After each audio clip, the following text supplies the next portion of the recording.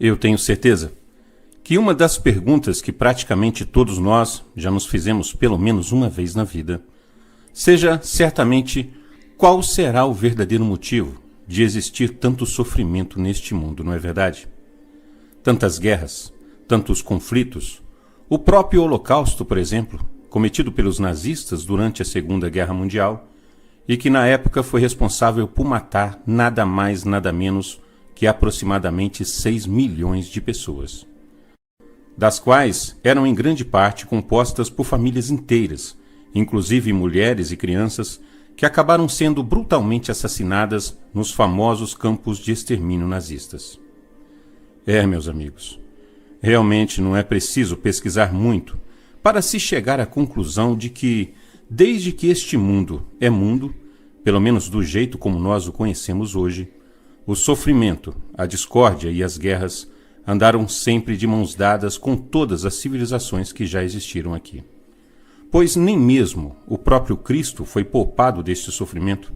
e muito pelo contrário, foi brutalmente torturado, xingado, cuspido e humilhado durante todo o tempo em que ocorreu o seu julgamento, condenação e crucificação. E por que será que, sendo ele o Filho de Deus, foi ele também tão maltratado neste mundo, não é mesmo? E também, por que será que ele insistia tanto em afirmar que, na verdade, o seu reino não era deste mundo? Bom, eu sei que realmente são muitas perguntas. E, obviamente, uma coisa é certa nessa vida, é que sempre teremos mais perguntas do que respostas. Mas existe uma pergunta em particular que eu, pessoalmente, sempre me fiz e que até pouco tempo atrás, nós aqui do canal ainda não possuíamos nenhuma resposta satisfatória para essa questão. Mas que, ao juntarmos todas as peças deste grande quebra-cabeças que já possuímos, finalmente conseguimos enxergar a verdade e entender o que realmente aconteceu no passado. E essa dúvida que eu sempre tive é a respeito de que, quando o inimigo de Deus levou Jesus ao topo daquele alto monte, conforme é descrito na Bíblia, e de lá mostrou a ele todos os reinos da terra, onde os ofereceu a Jesus, dizendo que de graça a ele havia sido dado, e de graça ele os daria a quem ele quisesse. Bom, vocês se lembram que Jesus recusou, mas não chamou o inimigo de mentiroso, não é mesmo? Mas então, eu me pergunto,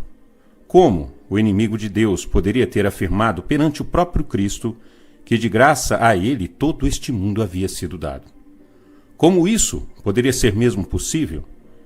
E essa, meus amigos, sem dúvida nenhuma, sempre foi uma questão que sempre me deixou muito confuso. Pois, se de graça o inimigo de Deus havia ganhado todo este nosso mundo, então quem poderia tê-lo dado a ele? Bom, e eu tenho certeza que a verdadeira resposta para essa pergunta, sem dúvida nenhuma, irá surpreender a muitos de vocês, simplesmente porque, mesmo sendo este nosso inimigo o verdadeiro pai da mentira, a verdade é que, pelo menos naquele momento, ele realmente estava mesmo falando a verdade. Ou seja, que este mundo realmente o pertence.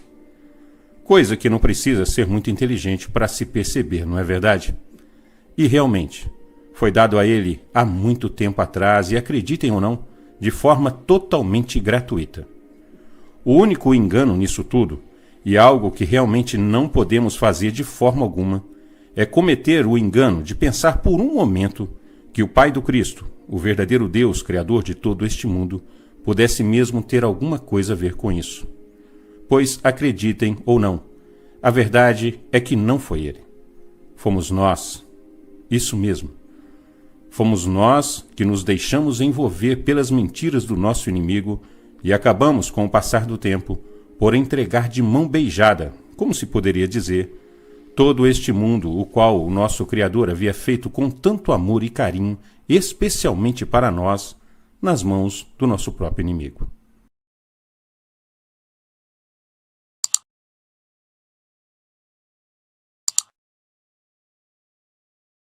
Lembrando que este vídeo é a segunda parte de uma sequência de vídeos chamada Origens. E para aqueles que ainda não assistiram a primeira parte e quiserem assistir para poderem entender melhor tudo o que vai ser falado aqui, eu vou deixar o link na descrição do vídeo. E no vídeo de hoje, antes de mais nada, gostaríamos de nos desculpar por um pequeno equívoco que ocorreu da nossa parte e que foi feito no vídeo anterior, quando afirmamos que na história bíblica, a respeito da criação do homem, a qual é contada a partir do 5º versículo do 2º capítulo do livro de Gênesis, Adão e Eva teriam desobedecido a Deus comendo do fruto da árvore da vida, quando, na verdade, o que realmente é descrito no texto é que seria da árvore do conhecimento do bem e do mal, do qual eles realmente teriam sido proibidos de se alimentar. Mas gostaríamos de esclarecer que isso também não muda em nada a nossa posição a respeito de tudo que foi afirmado no vídeo anterior, pois, como falamos no vídeo passado, realmente acreditamos que muitas informações que estão contidas em textos bíblicos parecem realmente estar sendo transmitidas através de simbologias ou códigos, e sendo assim, não devem ser literalmente levadas em consideração ao pé da letra, como se poderia dizer. Como acreditamos que seja o que aconteça no caso de toda aquela história que é contada a respeito da Torre de Babel,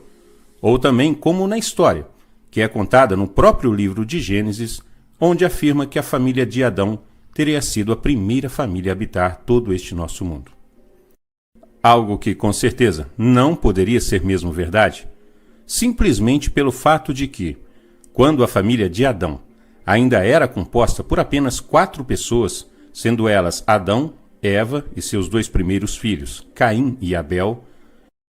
é contado que após Caim ter matado Abel, ele teria fugido para uma cidade distante, chamada Nod. E assim sendo, como então Adão e Eva poderiam ter sido realmente os primeiros habitantes a serem criados neste nosso mundo, se no próprio texto de Gênesis, onde é contada a história da família de Adão, também é descrito de certa forma que na época já existiam cidades na Terra, não é verdade? E assim, meus amigos, acreditamos que da mesma forma possa também estar acontecendo com toda essa história que é contada a respeito da árvore da vida e da árvore do conhecimento do bem e do mal. Pois, vejam bem, o que realmente é descrito no versículo 9 do 2º capítulo do livro de Gênesis é que, na verdade, existiam 2 árvores sagradas que haviam sido plantadas por aquele suposto Deus bem no meio do jardim do Éden. A árvore da vida, da qual o fruto supostamente seria capaz de proporcionar a vida eterna a quem dele provasse, e a árvore do conhecimento do bem e do mal, da qual eles teriam sido alertados para que não comessem do seu fruto, pois no dia em que dele comessem, certamente morreriam. O que, pelo menos para nós aqui do canal, isso já parece ser mesmo algo muito estranho, o fato destas 2 árvores com propriedades totalmente diferentes terem sido plantadas juntas, ou pelo menos não muito longe uma da outra, e bem no meio do jardim. Pois seria o mesmo que alguém que tivesse crianças em casa colocasse em cima da mesa da cozinha 2 potes de doces, sendo que em um dos potes os doces estivessem recheados de mel, enquanto que no outro eles já estariam recheados de um veneno mortal. Contando simplesmente com a sorte de que as suas crianças fossem capazes de lembrar o tempo todo de qual daqueles potes eles realmente poderiam comer ou não. E agora eu pergunto a vocês,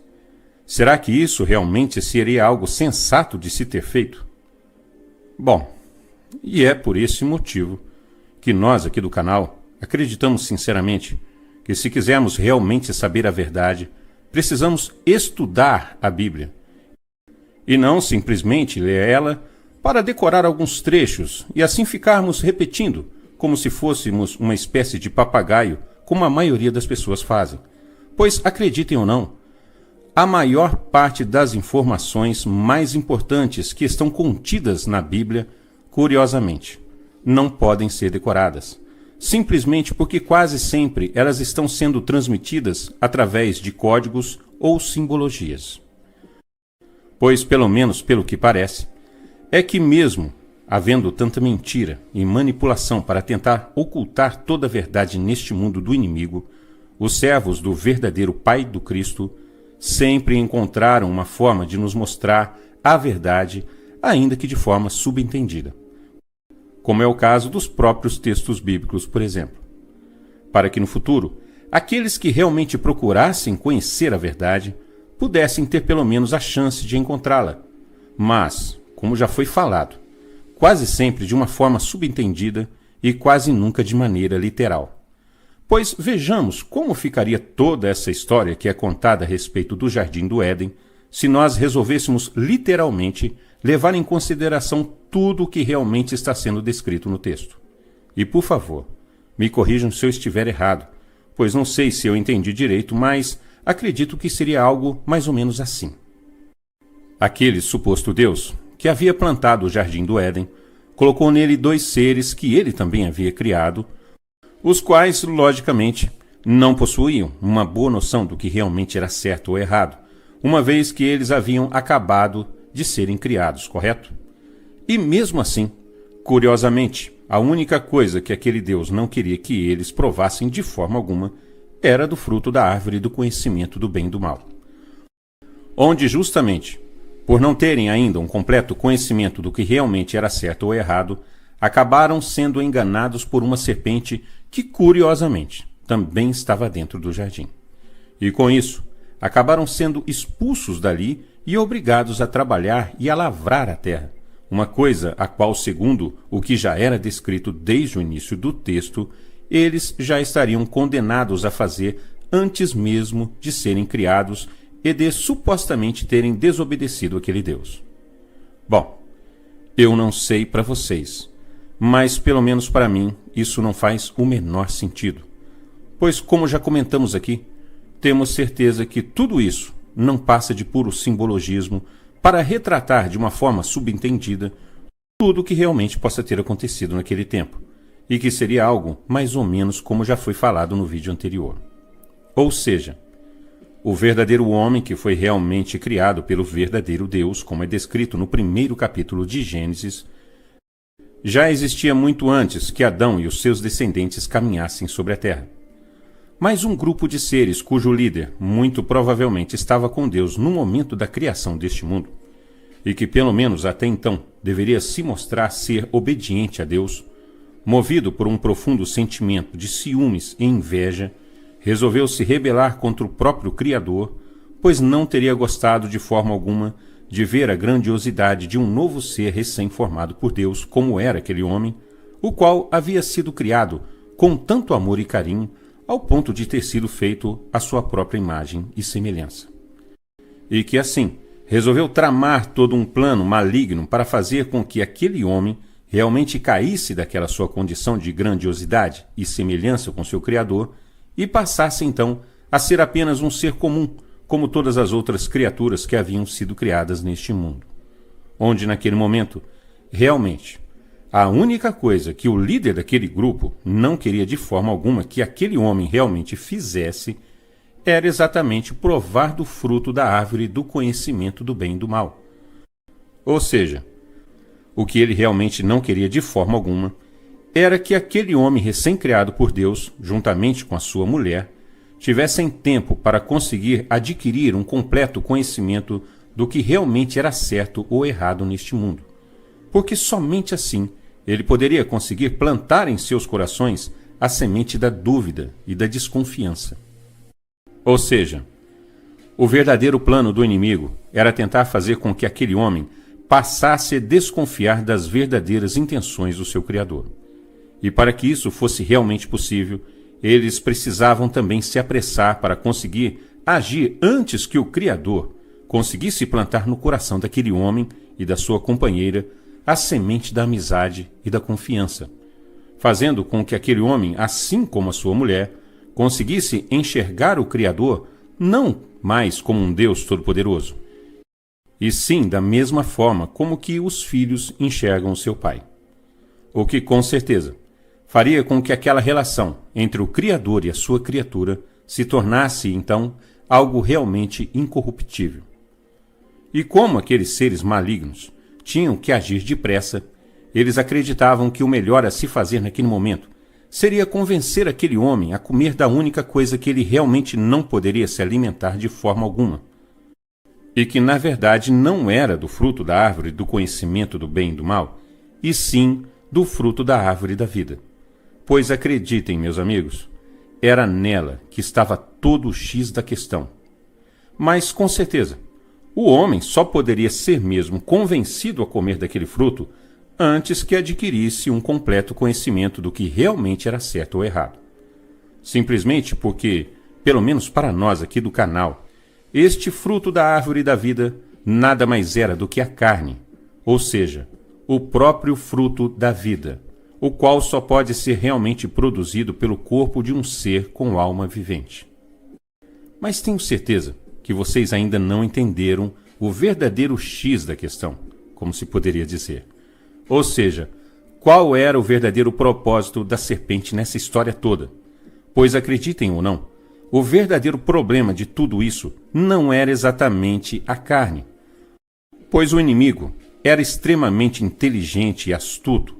e como uma verdadeira cobra traiçoeira, ele sabia muito bem envolver a sua vítima para com isso conseguir tudo o que queria. E o que ele realmente queria nessa história toda, podem ter certeza, não era exatamente fazer com que aquele homem comesse carne. Pois, pensem comigo, para que o homem pudesse realmente provar do verdadeiro fruto da árvore da vida, que era a carne, ele teria obrigatoriamente que sacrificar um ser inocente que possuísse uma alma vivente e que havia sido criado pelo próprio Deus, correto? E aí é que está o verdadeiro X de toda essa questão. Pois para isso, aquele homem teria que negar a sua própria natureza e a sua semelhança com o Criador, e negar também o seu instinto original mais supremo, o qual habita dentro de cada um de nós até os dias de hoje, e que é o de não matar. Nós podemos até nos vermos obrigados a fazer isso às vezes, com um animal doméstico para o consumo da família, ou até mesmo quem trabalha em algum frigorífico, por exemplo, mas tenho certeza que sempre sabemos lá no fundo que isso sempre vai contra a nossa verdadeira natureza, não é verdade? E isso simplesmente porque a verdadeira origem dessa nossa consciência, a qual está de certa forma conectada a esta forma adâmica que possuímos neste mundo, acreditem ou não, ainda é um descendente direto daquele primeiro homem que foi originalmente criado por Deus. Bom, mas voltando ao assunto, o fato é que, sendo aquele homem e a mulher até então seres semelhantes a Deus, eles jamais poderiam ter feito tal coisa, pois assim como Deus é o Criador da vida, certamente aquele homem em sua natureza primeira também teria sido criado para ser um verdadeiro protetor e cuidador da vida. E por esse motivo, ele jamais poderia ter matado um ser inocente e acabado com isso por fazer, mesmo que de forma totalmente inconsciente, acreditem ou não, o primeiro sacrifício da história que foi feito ao Deus deste mundo. E é por esse motivo que o Deus deste mundo, ao longo da história, sempre pediu sacrifícios de animais como prova de adoração a ele, simplesmente porque isso é o maior símbolo da sua vitória sobre a criação de Deus. Bom, e o ato de ter matado e assim negado a sua própria semelhança com o Criador foi, com certeza,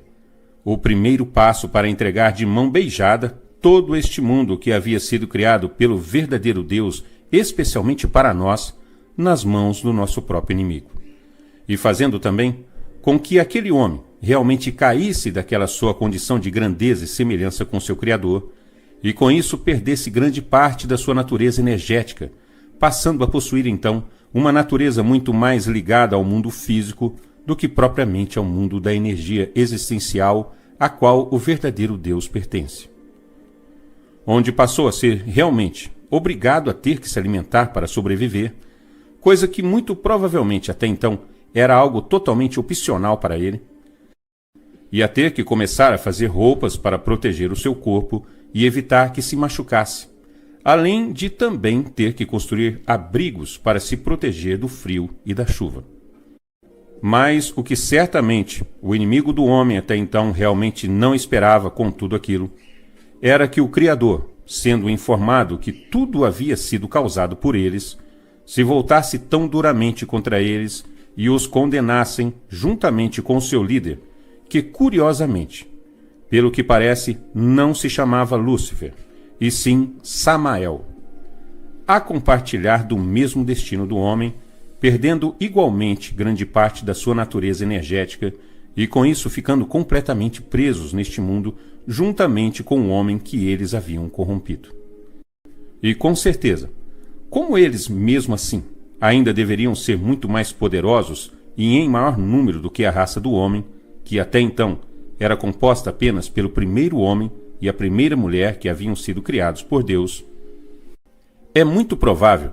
que durante muito tempo o Criador tenha enviado sentinelas para que protegesse aquele homem daquele grupo de seres malignos. Mas, com o passar do tempo, também é muito provável que conforme o homem ia se multiplicando sobre a terra e se tornando em maior número do que aqueles tais anjos caídos, o Criador certamente possa ter se ausentado deste mundo por um longo período de tempo. Talvez por acreditar que o inimigo não pudesse representar mais uma ameaça ao homem. Mas uma coisa é certa. Logo que Samael e os seus anjos caídos viram que o Criador e os seus sentinelas haviam se ausentado deste mundo e deixado a raça dos homens sozinhos na terra, logo se apressou em tentar persuadi-los para fazer com que eles os servissem e os aceitassem como sendo seus novos deuses. Pois uma coisa é certa, meus amigos. O inimigo queria a todo custo se tornar realmente o Deus deste mundo. Mas como aqueles homens já sabiam seres malignos que eles realmente eram, obviamente não se deixaram levar novamente por suas mentiras e não aceitaram de forma alguma aquela ideia. E como até onde se sabe, o homem naquela época, apesar de ter perdido grande parte da sua natureza energética e se tornado assim um ser muito mais ligado ao mundo físico do que propriamente ao mundo de energia ao qual inicialmente ele pertencia, assim como os anjos caídos, eles também eram seres de grande estatura, sendo eles verdadeiros gigantes naquela época. E para azar do inimigo, existem fortes evidências, inclusive no próprio livro de Gênesis, onde é descrito toda aquela história a respeito da Torre de Babel, que apontam para o fato de que aqueles primeiros homens eram fortemente unidos e que formavam algo parecido como uma espécie de colônia humana na Terra. O que, com certeza, os tornava realmente ainda muito mais fortes do que já eram e praticamente impossível de serem subjugados até mesmo por aquele grupo de anjos caídos. Pois imaginem só se vocês teriam coragem de mexer com o enxame de abelhas se essas abelhas medissem, em média, de 6 a 8 metros de altura cada uma. Pois, ao que tudo indica, é realmente muito provável que fosse essa a altura aproximada tanto dos anjos caídos como também dos homens que habitavam a terra naquele tempo. Mas o problema de tudo isso foi que enquanto aquela civilização de homens, por talvez ainda conservar fortes semelhanças com seu Criador, crescia se preocupando simplesmente em viverem juntos, em paz com a natureza e principalmente uns com os outros, para, quem sabe assim, um dia pudessem talvez serem perdoados pelo Criador e retornassem à sua condição original, o inimigo dos homens, com certeza, não pensava em outra coisa que não fosse em se tornar Deus e passar a comandar definitivamente todo este nosso mundo. E com isso, ele e o seu grupo de anjos caídos, com certeza, se dedicaram durante muito tempo a tentar encontrar uma forma de conseguir fazer com que aqueles homens pudessem ser realmente dominados e subjugados, antes que acabassem crescendo demasiadamente em número sobre a Terra e com isso se afirmassem como sendo realmente a espécie dominante do planeta. E lembrando que, como já foi falado,